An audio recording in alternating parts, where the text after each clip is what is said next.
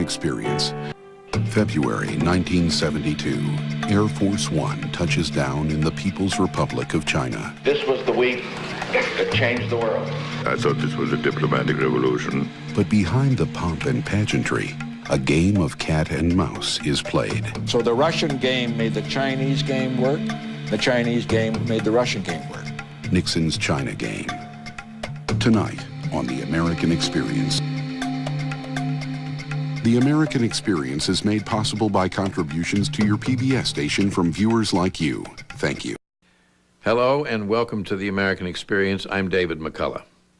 Secrecy, elaborate deception, kept in the dark, dark glasses, black raincoat.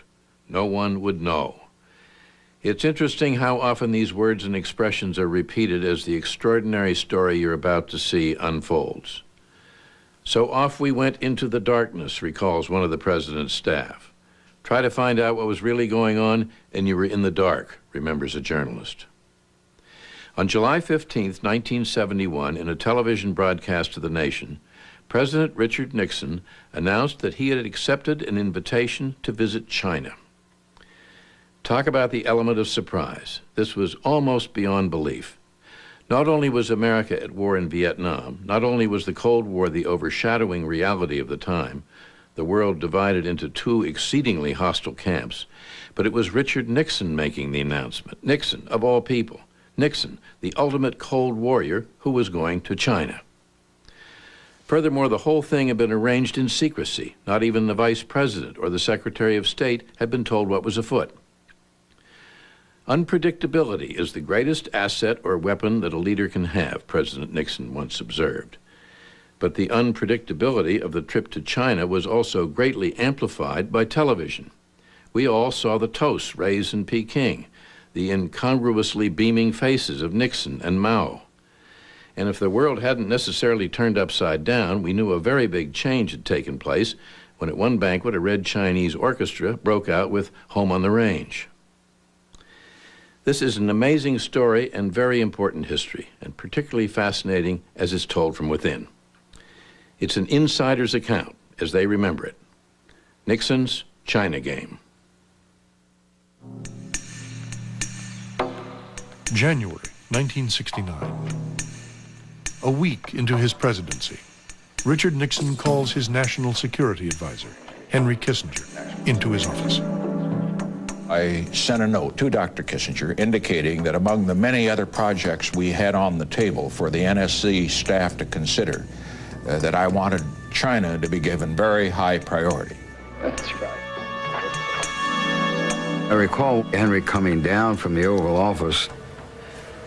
Al, this fellow wants to open relations with China.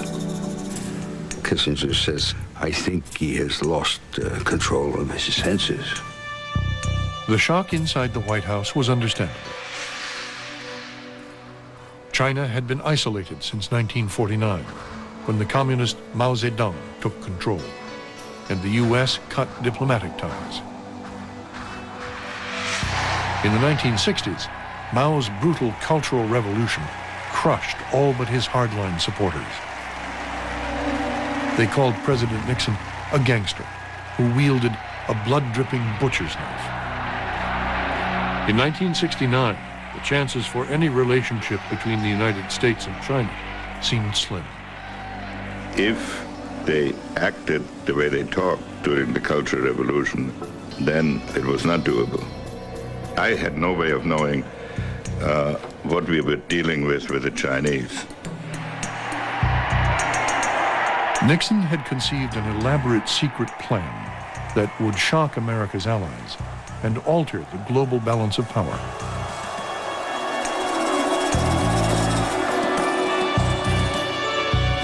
It was one of the most stunning surprises of the Cold War. The pivotal move in a game that changed the world.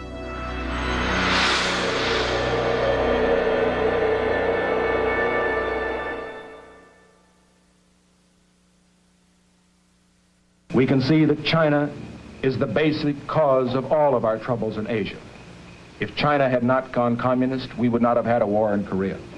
If China were not communist, there would be no war in Indochina. Since the 1950s, Richard Nixon had been a staunch anti-communist. But by the time he had become president in January 1969, his thinking had changed.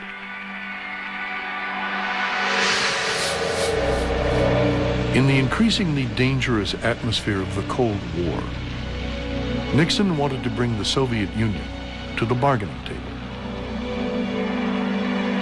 And he worried that China, the most populous nation on Earth, was living in angry isolation.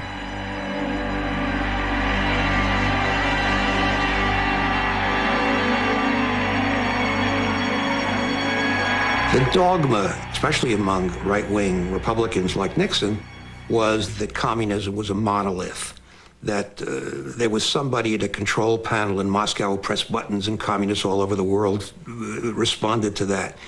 Now, he gets evidence that there's a growing split between the Russians and the Chinese, and he's going to use this as a lever by making a move toward the Chinese that would increase his leverage with the Russians. At the same time, he's going to maintain his relations with the Russians as a leverage against the Chinese. In March 1969, a border dispute between China and the Soviet Union came close to sparking full-scale war. That conflict gave Nixon the opportunity to begin his China game. The president proposed to make contact through diplomatic channels in Warsaw, Poland. But the American ambassador, Walter Stessel, raised questions.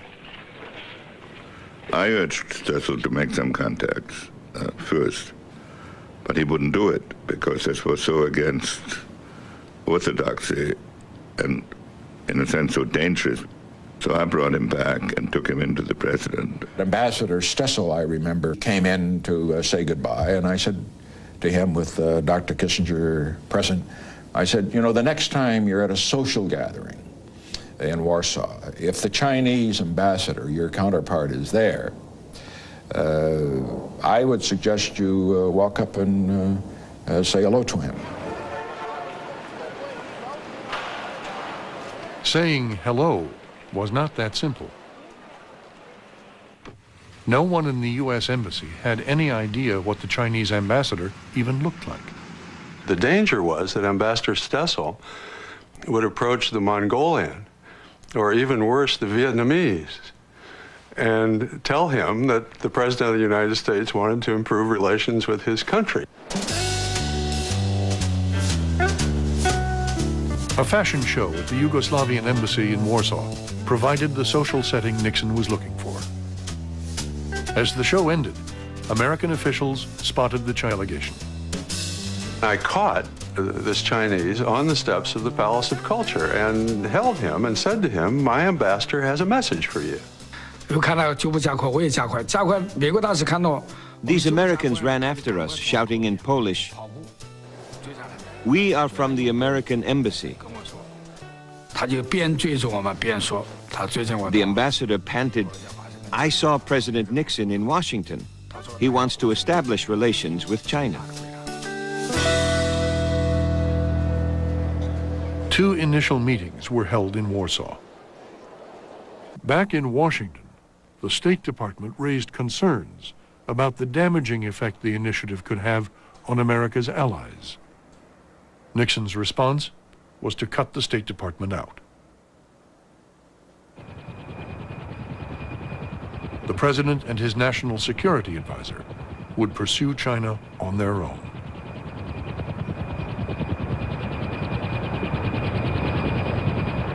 We talked to a number of countries. In fact, we first talked to some communist countries like Romania, but the Chinese didn't trust communists. And we also talked to the Pakistanis. Pakistan was friendly with both the U.S. and China.